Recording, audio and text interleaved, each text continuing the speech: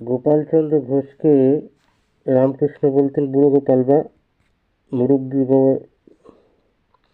আর আর যারা তার থেকে ছোট ছিল তারা তাকে দাদা বলে সম্বোধন করত।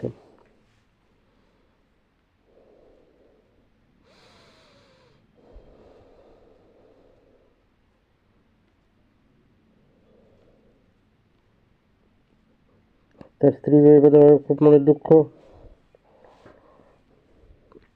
শীতে থাকতেন।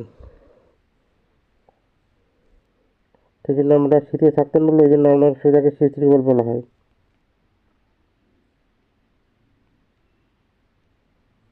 অন্তকাল শীতে একেবারে যা আশা করছেন তিনি